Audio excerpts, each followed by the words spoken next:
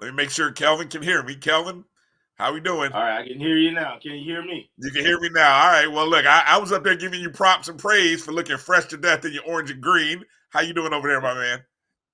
I am doing wonderful, man. Ready to get this show started, buddy.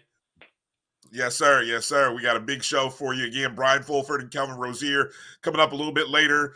Joining us not only will be the third member of this beautiful triumvirate that we have, that'll be Kofi Hemingway. He'll be joining us a little bit. And we've also got some big special guests coming up. A lot of big news. It's a loaded show, man. I don't know, Kelvin, with my sinuses the way they are, I don't know if my head can handle this today. Man, we got each other back, man. We family, so I got you. Yeah, exactly. I'm gonna have to do like Coach Simmons. We have to go 2 quarterback system today, buddy. We may have to go 2 QB system today. We gonna be all right. Man.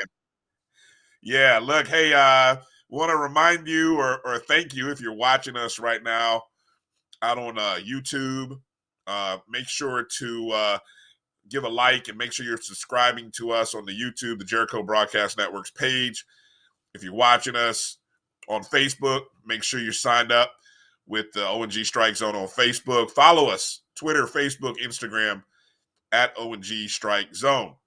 All right, Kelvin. So, look, big show today. As mentioned, we're going to get into a little bit of talk about this Alabama State victory. First home win in the SWAC, so we got to celebrate that. A dominating performance by the defense. Beautiful. I mean, it was lovely to watch. We've also got some special guests coming up. The head rattler himself, Coach Willie Simmons, will be joining us coming up at the bottom of the hour, about 25 after the hour for those of you. So tell a friend. And then top of the second hour, we have the head basketball coach, Robert McCullum, supposed to be joining us as well, as the men's basketball team and the women have also started their practices over the past week. So we'll get a chance to talk to him about the first week of practice and some of the things that happened over the summer and just kind of spotlight their new guys. And there he is, kind of joining us in. He's a full screen mode there. Kofi Hemingway, you back up a little bit, Kofi. You'll take a little, you got a extra close in there. All right, there you go. How you doing, Kofi? I'm doing great, man. How are you? Man, good to see you. Good to see you. Glad you're able to get in here and get in on this. Hey, look, we got a lot to talk about. Big win for the Rattlers. Let's start it off, Kelvin. I feel like Nostradamus. That's how I'm feeling. A lot of the stuff we talked about that we wanted to see happen happened.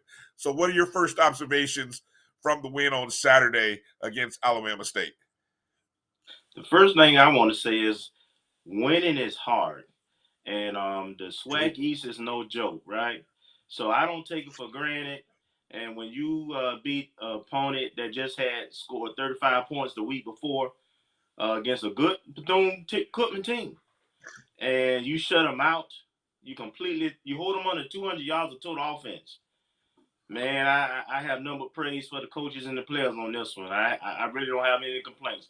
It still wasn't a complete game, but it's the fourth game of the season. I see progress, man, and I'm on board. I always been on the train anyway. And by the way, I will point out that we would have had that 31 points had they not called the safety back, and we had our missed field goal. So I'm on schedule, baby. I'm on schedule. Well, as a point of clarification, it was not a safety. Coach Simmons even pointed that out. If you caught the Willie Simmons live show, the correct ruling, it was the correct ruling by the officials. So, I'm not going to poke out my chest and say, I'm not happy that we didn't score 30 points. Let me just put it like that. I am not happy about that. But, right, round one goes to me. So anyway, but the other bet we should have done was fewest points. I think that's what we can go now. We can start talking about fewest points allowed in the SWAC, because we have now gone 8 quarters in the SWAC and only given up 1 score. That's impressive.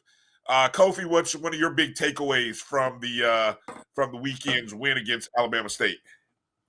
It was a solid, methodical, I'm going to say it, AZZ, as whooping, delivered by the FAMU football team over the Alabama State Hornets. I would say the thing that really stuck out for me was the 2-back sets that our football team came out on. And it was good to see that measure of creativity, to see how the play calling, even with the running game, managed to keep us in control of the game. Throws to the tight end, I think, also stood out to me. In addition, even though we lost Fadul, man, his replacement was just nailing the ball, just flipping the field. Every time I looked up, the ASU punter was running backwards to go and get the ball. And it was a beautiful thing to see. And then I want to say the student section, the FAMU student section, was just amazing during the game, and I enjoyed the game fully. So all those things definitely stood out to me. McKay was steady. It was not spectacular, but he was steady. And excuse me, good ball distribution. Xavier got the ball. I saw an attempt to Pruitt. Excuse me.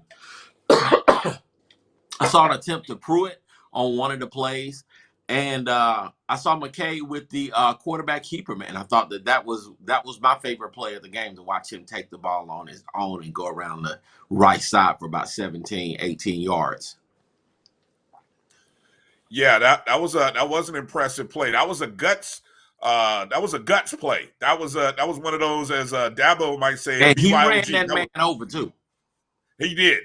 He did. I was listening again to Coach's comments on his show from Monday, and he was talking about that very play with Mike Thomas, talking about, he would have it was a learning experience, because at Jackson State he had a similar play where he slid early and didn't get the first down, and he notated that on this particular time, Rashawn did a good job of looking for the line marker, the chain, and actually went past it. And then in so going past it, then he decided, I got a guy I'm going to take on, and just kind of took that guy out. So a gutsy move by the quarterback, and it fired up everybody. So, and he came out of it with no injuries. So that was a win-win-win all the way around. I am going to talk about the fact that we ran the ball 32 times, passed the ball 24 times. That's what I've been talking about. That's what I've been talking about for the last 3 weeks. Why are you trying to take all the credit? Talking about I. We all been saying that it's we. Yes, sir. We've been talking about that. Yes, okay. We've been talking. I'm still a little sore about the quarterback situation early in the year, so I'm just sorry. But anyway, we were talking about, we felt like we needed to see the running game be a little. We wanted to see more of a 60-40, 55-45, right? We got that. I mean, I'm not a quick math major, but 32 to 24. I mean, that's almost, I would guess that's probably 60-40 or real close to it. And then the second thing that I really liked about the running game, the thunder before the lightning. The McLeod-Jennings combination started, and that is what set the pace for the lightning quick Bishop Bonnet. I felt. What do you guys think about the running package of starting with the big backs versus going to the small backs, Kelvin? I love it, man. We've been talking about that. We were talking about having offensive identity. And early on, when the season started, we thought it'd be more Rat Boy, Gulf Coast. But as the season has progressed, our strengths are with the running game, both at the line, the offensive line, as well as those stable of running backs. And again, we had another game. That's every game this year so far against every opponent, where our running backs have averaged over 4 yards a carry, every last one of them. So that's what we want. I think we have our identity, and let's continue and win, baby. That's all. Let's win. How about you, Kofi? Yeah, I would say not to look for that particular strategy every week because every opponent is different. So Coach Simmons and those are probably going to be looking at different strategies based off of the opponent. So if he sees something that Bishop might be able to do that McLeod won't be able to do, then you won't be able to see. You know what I'm saying? You'll be seeing different sets for different opponents. And But I don't if think we could very well see just some more creativity coming out of that backfield, and that's all I'm gonna say about that. Sure, but if we start with that kind of presence, if we start a game with that running presence, and then hey, you come stop us, you prove that you can stop our two big back sets, and then we go to the creativity a little bit later. But there are coaches. I mean, what we've heard the great Bill Walsh, for example, used to script his first 15 plays, and you get a feel for your opponent in that first 15 plays. And I'm not saying that that's what Coach Simmons does or should do, but just doing what we do. And which is, hey, if we're going to say we're going to bring two backs out and we're going to run two backs, and these guys are big bruisers, we got a good feel for our offensive line. We understand what McKay and the receivers bring to the table. Everything else is water. I mean, you stop us there, show us you can stop, and then we'll kind of see. So I think we will see more of that. I hope we do see more of it until somebody proves that they can stop us. Look, I don't think we play another defense as good as Jackson State up front. Do you? You guys look on the schedule. No. Maybe we don't play Prairie View, and we don't play Alcorn. I want to say this weekend is going to be interesting for me. I think Alabama State's defense was definitely physical. That was a knockdown, drag-out fight. It was a bloody battle. Yes, we could see by the number of Alabama State Hornets that were laying down there on the field. But for South Carolina State has a history of D'ing us up really good, especially against the run.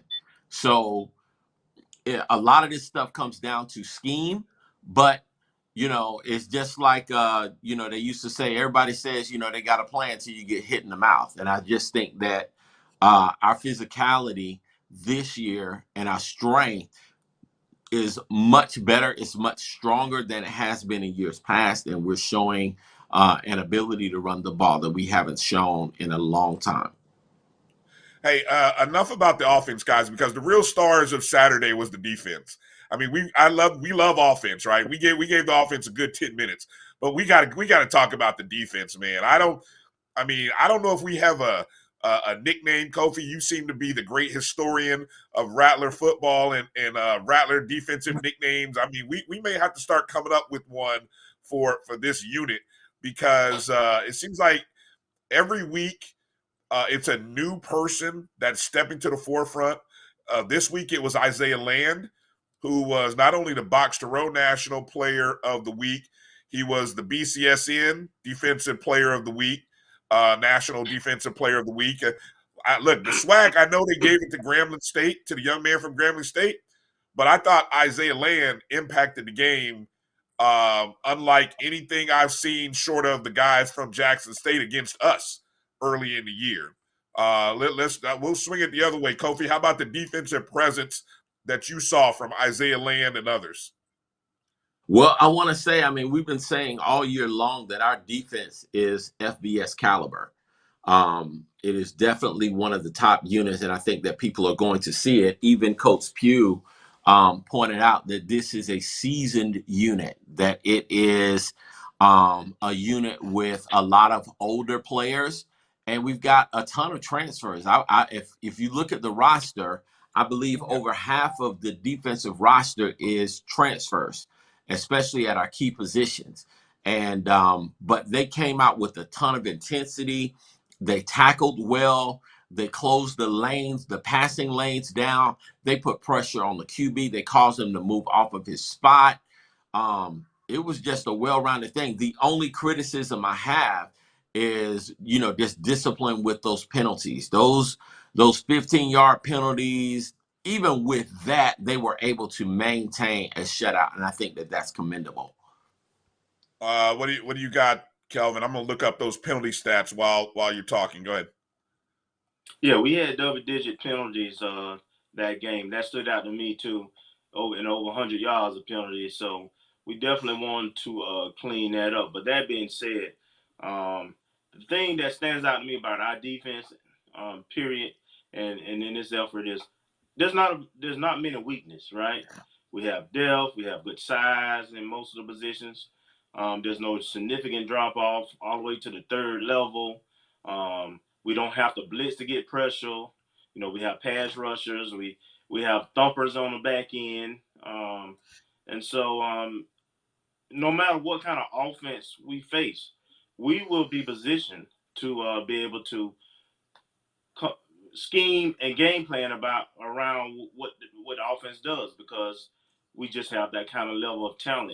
And as Kobe has pointed out, and Coach Pugh, this is a season group, right? A lot of grad transfers, a lot of 2-3 year players who've been with the program, and they are only going to get better. The thing is, they haven't peaked. They're still learning to play together. They're still learning the system. They're still adding more to the schemes. So, man, I expect this effort, maybe not a shutout, but I don't see a lot of teams getting more than 14 points against us, no matter how prolific their offense is, if we don't turn the ball over on offense. Right. You both mentioned the penalties. We had 13 penalties for 133 yards in comparison to Alabama State's 7 penalties for 72 yards. But then we did make up for it, though, a little bit in terms of the yardage numbers.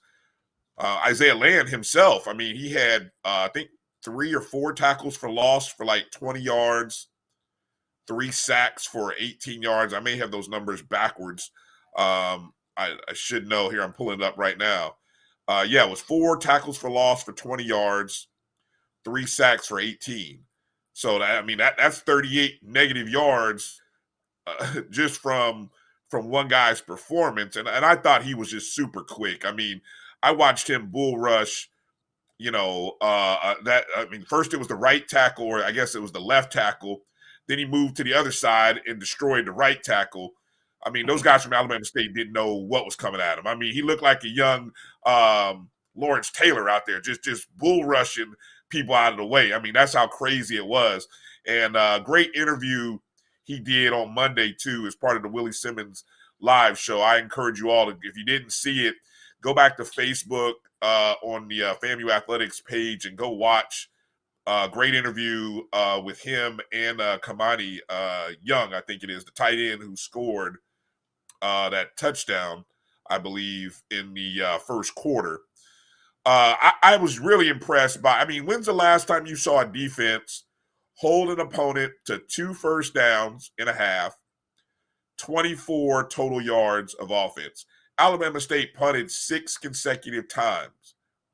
I mean, it was unbelievable. Now, in the same respect, I think the offense kind of slowed down, but again, we're not going to harp on the, it's like sometimes you feel like you can have those kind of moments when the defense is that dominant. I mean, they went 3 quarterbacks in that game, right? Let me say this, that,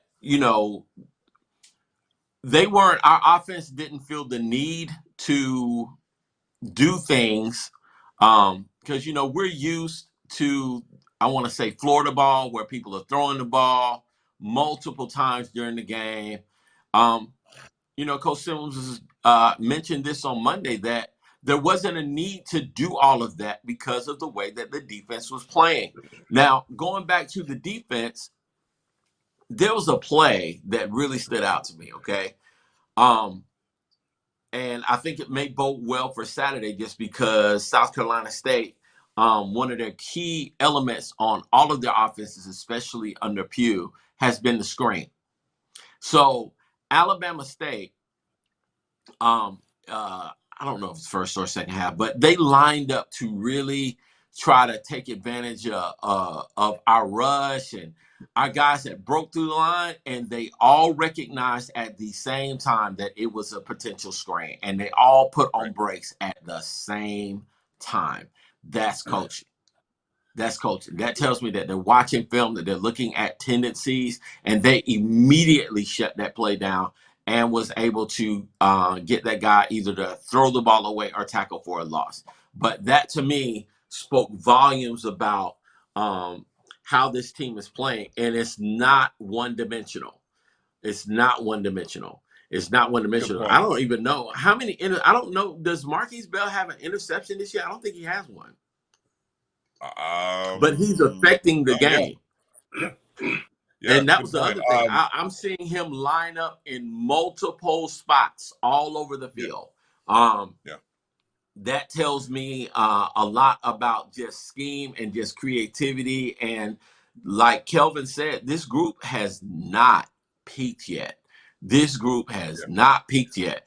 And I'm excited because these next two games are going to go a long way to showing how dominant this unit is or possibly will be. So we'll know within the next two games where we at. Well, shout out to the co-defensive coordinators, Ryan Smith, Coach Brandon Sharp. They definitely deserve some praise for that unit. Real quick shout out to our people on the YouTube watching us, Mary 305, Montre Bennett, Dwayne Sweet. Shout out to you guys. Make sure if you're watching us, make sure you're subscribed to the YouTube channel over there. Give us a like and go ahead and tell somebody. Coming up in the next segment, I believe we have the head ball coach himself, Coach Willie Simmons, willing to come in and join us in the Strike Zone for the first time this year. And we get a chance to talk about this game, but more importantly, the big news announcement that just dropped 24 hours ago, I guess within the last 24 hours. Why not us? Why not FAMU? The docuseries coming to the Hill. So we get a chance to talk to him about that. You're watching the ONG Strike Zone. Bryan, Kelvin, and Kofi. We'll be back right after these words.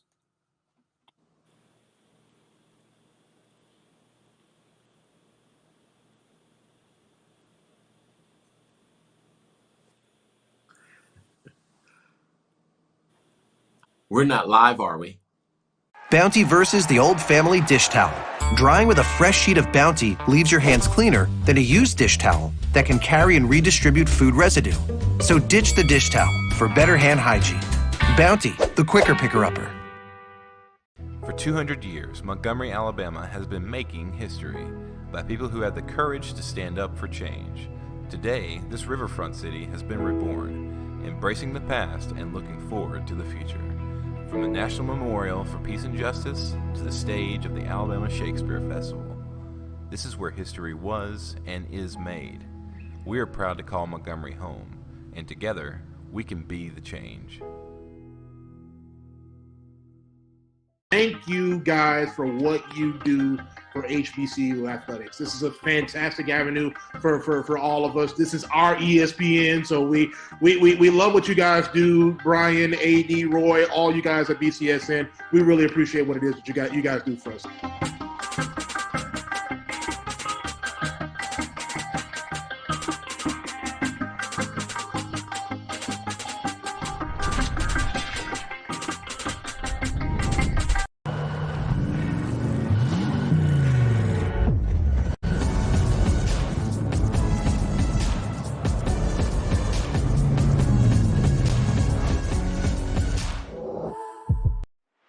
Let's get back to strolling instead of scrolling. Before we can safely come together, we need the facts on COVID-19 vaccines. Visit getvaccineanswers.org so you can make an informed decision for yourself and for your fam. Support the Black College Sports Network so we can continue to provide you coverage.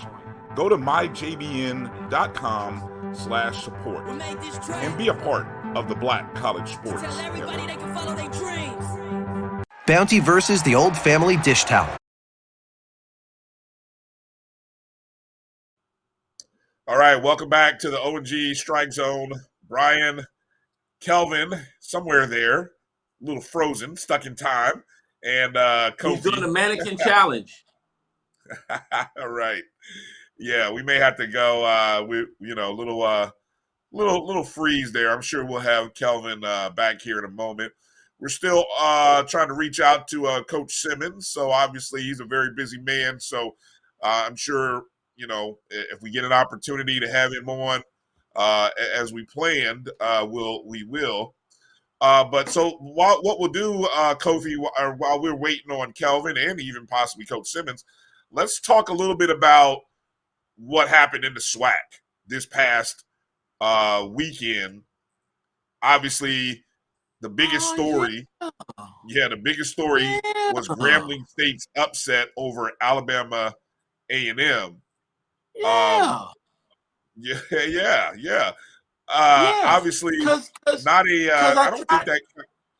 What'd you say? Go ahead on. Well, I was just saying, I don't think that wasn't a conference game in terms of counting on the schedule, was it? Let me look at the SWAC standing. It was? Any loss in the SWAC counts. All right. Well, I know. Okay, yeah. Okay. Maybe I'm so twisted up because other conferences do and don't. But what's your takeaway? What's your takeaway? Grambling State with a big upset. Well, my first takeaway is both Kelvin and I tried to explain to somebody who's wearing orange over there that going to Grambling was not going to be an easy task. We just tried to say that, hey, you're going to Grambling, you got to play well. And Akil, not to mention the Alabama A&M defense has given up 41 points to South Carolina State. They gave up over 30 points to Cookman. They gave up 35 to Tuskegee. That's not necessarily a good look. You go in and you do 6 turnovers on the road like that.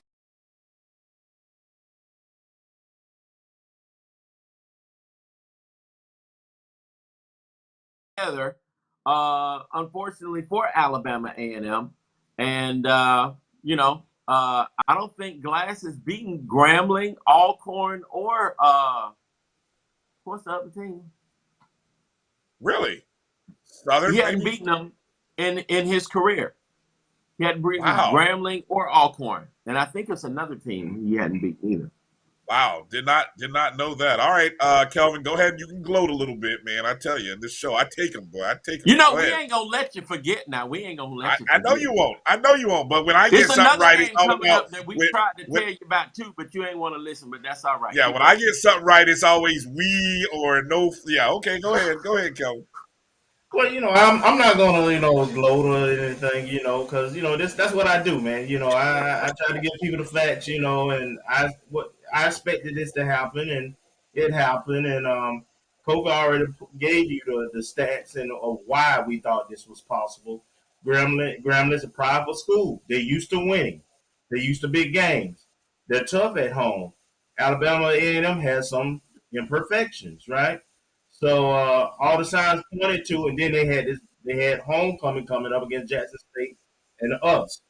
That's just a lot going on. When we saw before the season started, when we saw this gauntlet that they had to maneuver through, we thought that it would be an issue. And then add to the fact that they played spring ball. This October, we'll see. I noticed that Alcorn State didn't play spring ball. They looking fresher. They look like they're improving. We looking fresh. We look like we're improving. And then, those teams, Alabama A&M, those teams play spring ball. even Jackson State against Delta State. You know, you was disappointed in that result. So I'm interested to see if that's a one-off or if that's a trend. But either way, I think as long as Alabama A&M doesn't have a championship level defense, they will have trouble with Jackson State and FAMU back to back in Huntsville. Yeah. Yeah, I did. I definitely. I'm glad you did. Hopefully, nobody out there took my advice with first half with Alabama A&M, because you would have been sorely disappointed in how that one turned out.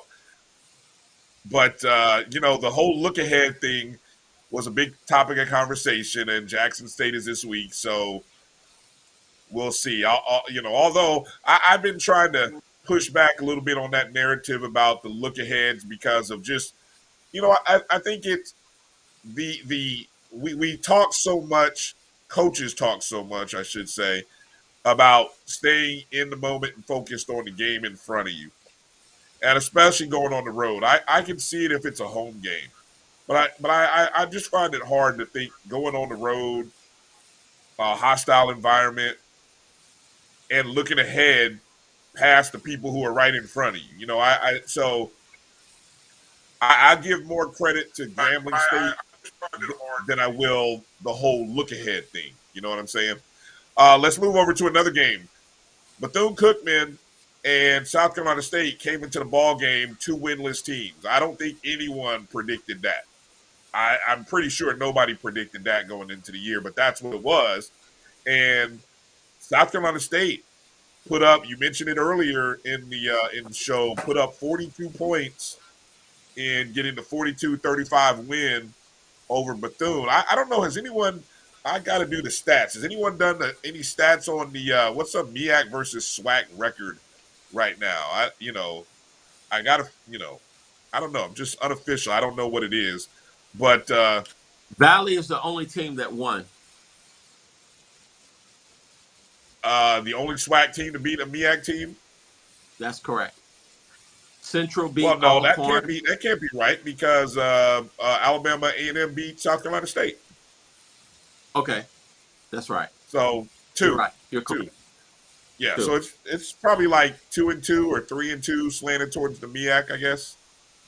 But anyway, really, the score was not indicative of the ball game, because what you had, South Carolina State had a 42-7 lead after 3 quarters, and then all of a sudden Bethune with four touchdowns in the 4th quarter, to sort of make it look a little closer. What are your this comes on the heels of South Carolina State getting beaten up pretty bad by a New Mexico State squad. Do you get any kind of feel for either South Carolina State or Bethune after that game, Kofi? Both schools are incredibly talented. Both schools have a lot of speed. They've got a lot of athleticism, and they will fight you to the very end.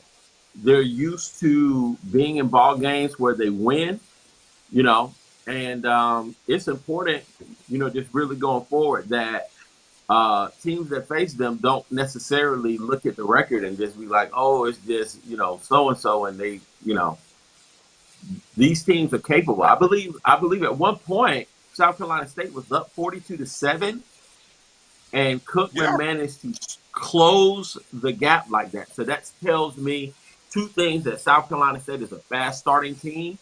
They take advantage of people's mistakes, and they're normally very aggressive in all 3 phases of the game. Even if you look at, their special teams, they block kicks, they do punt returns for touchdowns, kickoff returns for touchdowns. They do all kinds of things to flip the field and to get the game to flow in their favor. So in addition to that, they've got a strong passing attack, and they always have a good running game. So really with that, I believe they put in their second team people. And when they put the second team people in and they started flipping people in, then Cookman started taking advantage of that. And they started coming back into the game and closed the gap. So, that speaks to Cookman's heart. That speaks to their scrappiness and their unwillingness to just concede a game. So whoever plays either one of those teams has got to be ready to play for all 4 quarters. How about this? South Carolina State scored 5 of their 6 touchdowns were rushing touchdowns in the first 3 quarters. And technically, South Carolina State's defense didn't give up a touchdown, until until late in that fourth quarter. Actually, in the fourth quarter, and like you said, we don't know if that's that first or second unit because Bethune-Cookman had a kickoff return, 95 yards in the 95-yard kickoff return in the first quarter. But other than that, no offensive production by Bethune until that second unit came in. What are your thoughts, Kelvin? South Carolina State, Bethune. I'm sure we'll get into talking about more about South Carolina State, but just that game in general. I had a chance to watch that game, particularly the first half of it, and what stood out to me, the young man quarterback, I think Fields, and he's a gunslinger. And then you had Shaq Davis on the outside, who was there in 2019 also. The number 1 wide receiver, big kid, I think about 6'2" or so. And so those guys can play. But Bethune made a lot of mistakes. Bethune moved the ball in the first half, but they had a lot of penalties. They had a turnover. And then 2 of the touchdowns in the second quarter, because most of the touchdowns with South Carolina State came in the second quarter, the create separation. They were just busted coverages where the receiver just ran a regular fly, and the corner was playing zone, and safety don't know what he was doing, but it was just pitch and kick, So, and it happened twice in that second quarter. So, I'm starting to wonder if Bethune is maybe at a breaking point. To be honest, the talent level is good. The talent level is still good. Now they're still dangerous, but I don't know. I know the coach sees this hard. I know the kids, they feel in some kind of way right now because they ain't winning, and their schedule is not going to get any easier. So I'm thinking they could break. It's important they get a W this week. Yeah, I don't. I'm thinking in long range. I need Bethune to win a couple games. I don't want a Bethune team coming in with backs against the wall, looking like a season with 0 wins coming into that game in November. I'm just saying. I don't want that Bethune team coming into Orlando like that. You know how cats get when they get backed up into a corner. Ain't nobody worried about that. They look, Bryan. They backs is fit to be up against the wall, and because the schedule. Now, the only thing that I think may possibly work out is if the other teams that they play, their injuries start to mount up, and Cookman's able to remain healthy, and they're able to take advantage of that. But they've got Prairie View, bro. They got Jackson State. They've got Alcorn. They've got Grambling, and they got us. Yeah. Come on, man. Well, I know. What's their record now? Who? Right now, what's their record? Who? Bethune? Yes. 0-5, I believe. They're 0-5. So Mississippi Valley, Jackson State, Alcorn, Grambling, us, and Prairie View. They got Prairie View up next. So yeah, ouch. It's now. I will say this: Cookman is talented enough to do some damage against Prairie View. If Prairie View comes in that game and they're like, oh, it's just Cookman, blah, blah, blah, they could be in for a rude awakening, especially if Cookman gets off the mat and gets a victory this week, which I think they will because it is Bethune-Cookman's homecoming. So Two things have got to happen, though. I mean, if Cookman does not win this game, I am fully expecting changes to be made. Wow. You lost You heard it here. homecoming in front of You heard it here first. bro. Homecoming and to Mississippi Valley. Speaking of Mississippi Valley, State, another team that we will have to play in the East. How about their game, which, they give up a 1-yard run with 25 seconds left to Darius Richard on a 9-play, 82-yard drive. So now you're down 16-10. The extra point is missed. And then all they do is come back with the help of the kickoff, which is returned 25 yards, and then a face mask penalty. Almost, if you think about, remember how that South Carolina State game went a few years back, where the FAMU, South Carolina State, where South Carolina State took the lead. We had like a 3-touchdown lead. South Carolina State took the lead. They get a touchdown, but then on the they get a celebration call. They get like 2 penalties, which basically was like 30 yards. The kicker kicks it out of bounds, add another 15 yards, practically gave us the ball at midfield, right?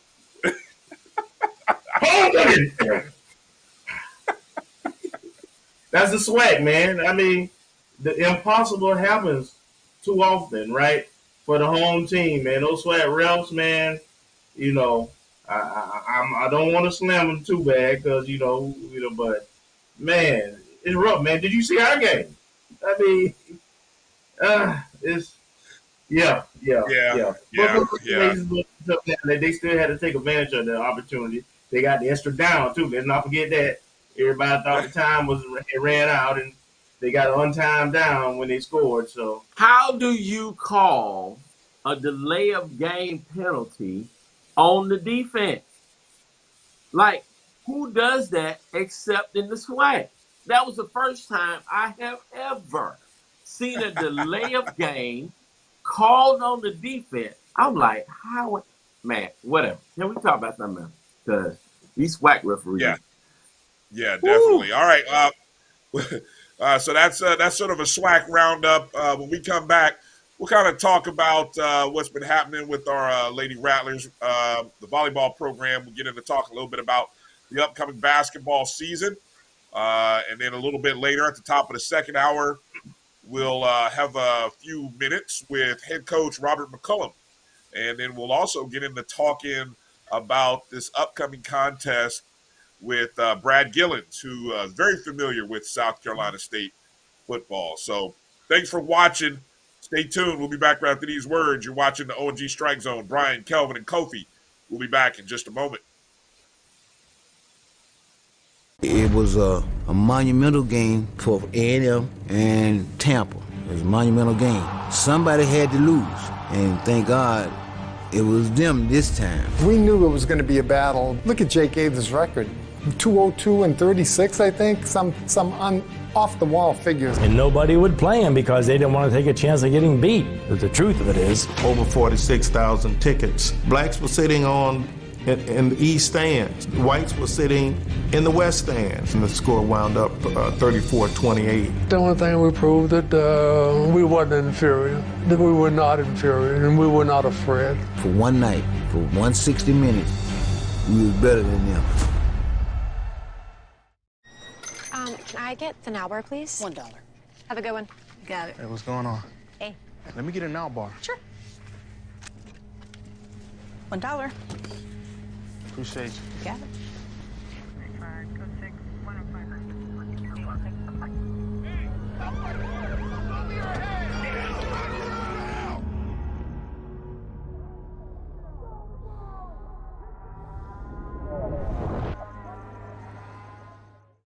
Troy, you work here? I'm never not working. Like Head & Shoulders Scalp Shield technology, up to 100% dandruff protection, even between washes. Never not working.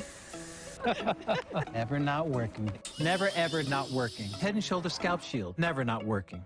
Follow the Black College Sports Network and all of our shows on YouTube. You can find us at MyJBN online and on all social media at MyBCSN1. You're looking for the latest information on Southern University sports, the Southwestern Athletic Conference, and HBCU athletics. There's only one place to go. Tune in to the Carlos Brown Show, exclusively on the Black College Sports Network. It was a monumental game for A&M and Tampa. It was a monumental game. Somebody had to lose, and thank God it was them this time. We knew it was going to be a battle. Look at Jake Aves' record. 202 and 36, I think, some off-the-wall figures. And nobody would play him because they didn't want to take a chance of getting beat. But the truth of it is, over 46,000 tickets. Blacks were sitting in the east stands. Whites were sitting in the west stand.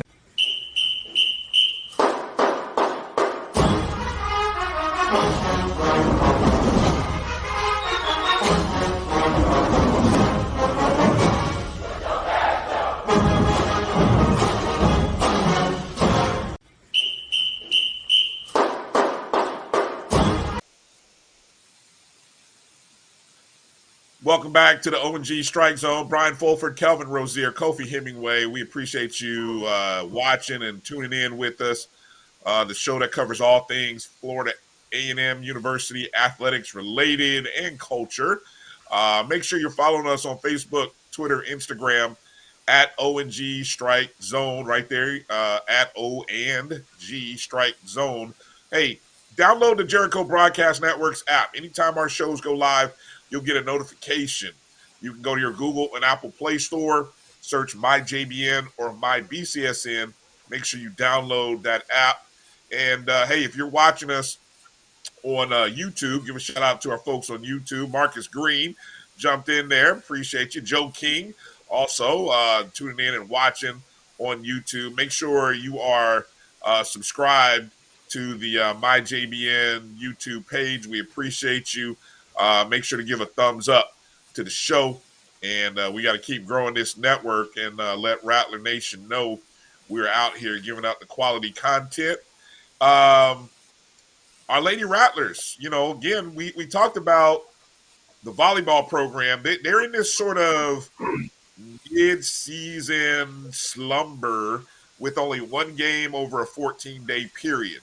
Obviously, we had the double dip up in Mississippi, came out of that 1-1. Then we had almost a week, and we played Bethune-Cookman on the day before the Alabama State football game over in Daytona Beach. We dominated them. That was no surprise. Beat them 3-0. Just kind of see if there was anything in particular that came out of that. I don't really know if there's anything that specifically came out. I'm just kind of looking at the box score for the numbers. 25-19, 25-12, 25-17. Lady Rattlers had 47 kills to Bethune's 22. 7 aces compared to 1. Doubled them up on assists. Actually, Bethune had more blocks than us, but it is what it is. Pretty spread out performance for the ladies. Isis Williams, Dominique Washington, each with 11 kills. Karina Presser with 10. The Diggs, Jessa Long with 10. Washington with 6. Ukar with 5. And then Ukar with 40 assists. So, again, the Lady Rattlers improved to 2-1 in the conference, winning that was the first SWAC road win. So that's, first SWAC road win for the Lady Rattlers. Just going to do a quick little brief look at the standings here, guys, just to kind of see where we are on the volleyball year. Jackson State still rolling, have not lost in the SWAC, so that's now their streak is up to 13 games. They went 9-0 in the spring, 4-0 so far this year. Arkansas Pine Bluff also, they are 3-0 on the year. Texas Southern sitting at 2-0, and then comes FAMU, Grambling, and Alabama State at 2-1. Want to encourage everybody, if you're in Tallahassee, I think we got the first home game coming up this weekend, correct, guys? Sunday. We got 2 games Sunday. Sunday. Yeah, double header on Sunday, 9 a.m. versus Prairie View A&M, and then 7 p.m. against Texas Southern. So if you're traveling to Tallahassee to watch the game for Saturday, before you check out or before you hit the road, pop over to Lawson Center, and hopefully you can catch that morning game, 9 a.m. That's breakfast with the Lady Rattlers. I don't know. Where's a good breakfast spot you'd recommend people going to after that contest, Kelvin? Well, there's Broken Egg, several of them around town, as well as a local favorite, Canopy. Yeah. Kiki's, Bada Bean, Village Inn. We got breakfast on lock in Tallahassee. Nice. We do. We do, yeah. Hey, let's talk. There really hasn't been any other. I mean, obviously, men and women's basketball have started, but before I get into that, because I've had a few people hit me up and kind of say, what's the summary of the halftime show, the fifth quarter? So for that, I go to Kofi Hemingway to give us the report on what we saw, what he saw from the Alabama State. What do they call the marching band from Alabama State? Mighty Marching Hornets. Yeah. All right. Anyway, yeah, the group from Alabama State that came in the 100. So, Kofi, I yield the floor to you, sir. Well, my Alabama State has a good band. They came in. They actually were a little bit more respectful of FAMU's pregame show, largely because they're one of the few bands in the SWAC that also does a pregame show. And so they were pretty tame until their team came out. That being said, they did what all SWAC bands have they do in the stands. They come and they really do a good job of supporting their team. The halftime show, they came out on the field. They did a Salute the Soul Train. A lot of people didn't necessarily know exactly what it was that they put out there on the field. There was no smoke. The train did not move, but they did play the Soul Train theme. Then the Stingettes came out and they did phenomenal.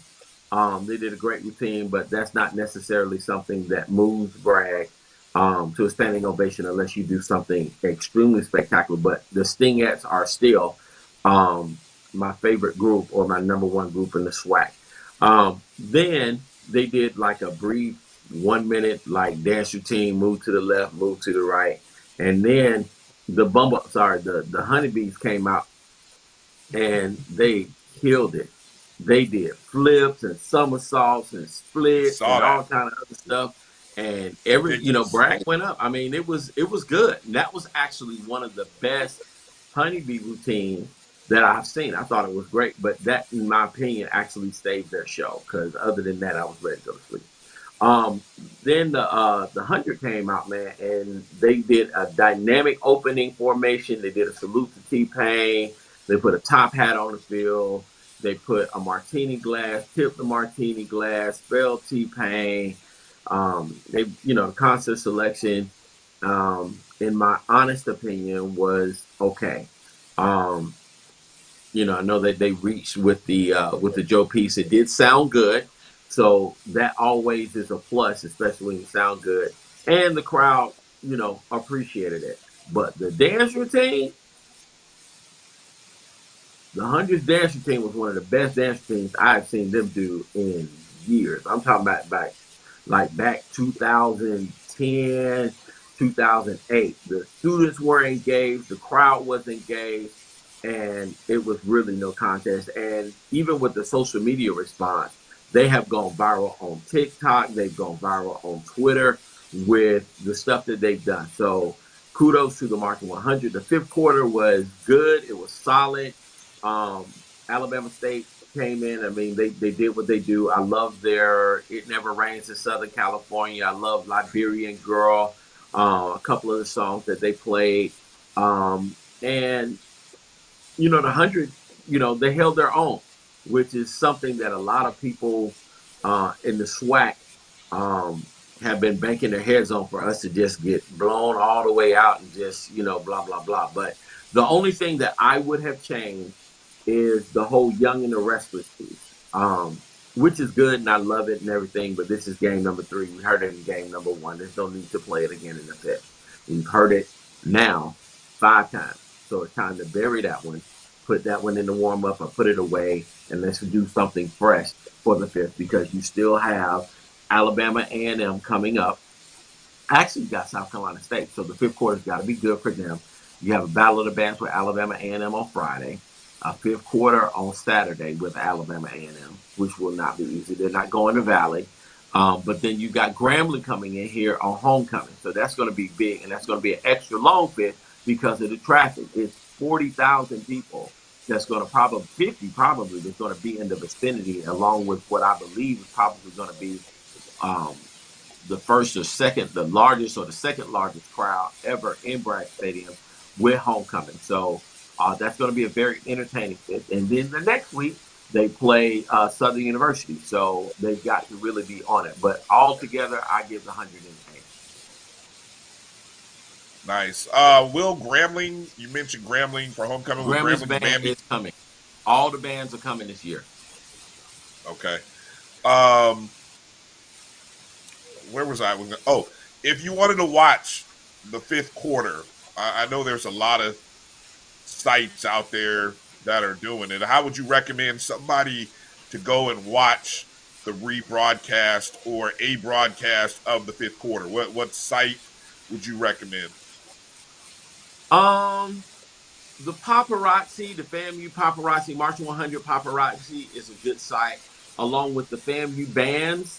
If you follow them on March 100 on YouTube, you could just type in FAMU versus Alabama State 5th quarter, and it will come up, and you'll see all of the sites or all of the groups that have taped it. I still think that the FAMU Alabama State game is going to be a huge game going forward. Especially next year when we go to Montgomery, they'll see Rattler Nation in all of its glory. And it's going to be big, man. It's going to be big for not just this year, but in years to come. So I'm really looking forward to that game. Kelvin, any takeaways from homecoming? You were in the house, or not homecoming, but the band performances, halftime, 5th quarter. Any takeaways you want to share? The standard is high with 100, and they've been getting a lot of, as Kofi mentioned, they've been getting a lot of clicks in terms of, T-Pain was very thankful. He acknowledged the show and explained that his father was in the band, I used to come to the games and try to play the cadence and so forth. So anytime you get celebs, responding, I believe Chloe responded to one of the things they did. So obviously they're doing some good things right now, and they just need to continue to be creative and do what they do, because people are paying attention. Now, the one thing that I will say that the 100 has to 100% improve on is the engagement with the flow of the game. The engagement with the flow of the game. I want to see them, and I believe, because this has been mentioned, but I believe that they're going to do a better job looking forward to what happens when the team makes a first down or a big play or a good defensive stop, even down to getting the crowd engaged when the defense is on the field, simply with the drum beat, defense, boom, boom, defense, just getting out there and really staying engaged. So I'm looking forward to hearing the riffs and hear the little creative things that they're going to do to get the crowd even more engaged with the flow of the game.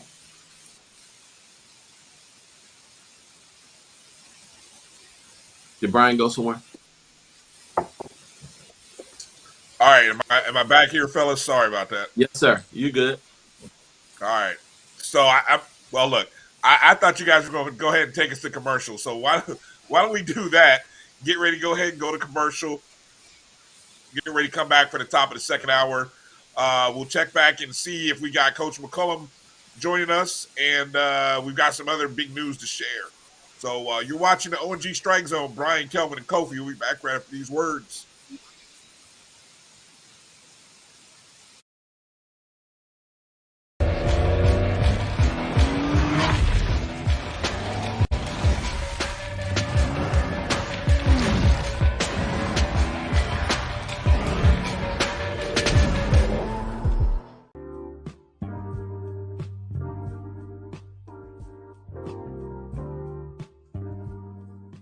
This is the BCSN Pod Zone, your place for the news, views, and conversations about all things related to HBCU athletics. Here are the BCSN Sports Wrap, Dr. Cavill's Inside the HBCU Sports Lab, Knights of the Round Table, the pregame show, the Carlos Brown Show, the ONG Strike Zone, and more in one place. We are changing the way you consume HBCU sports, one broadcast at a time.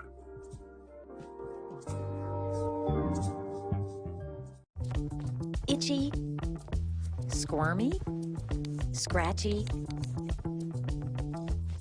family not getting clean? Get Charmin Ultra Strong. Go get 'em. It just cleans better. With a diamond weave texture, your family can use less while still getting clean.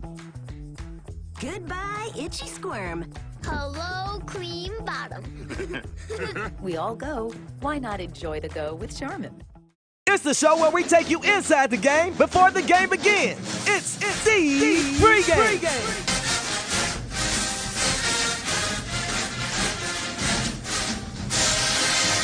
With your host, Charles Bishop and Neely. So get ready, because we pregame harder than the other show's party. It's the pregame.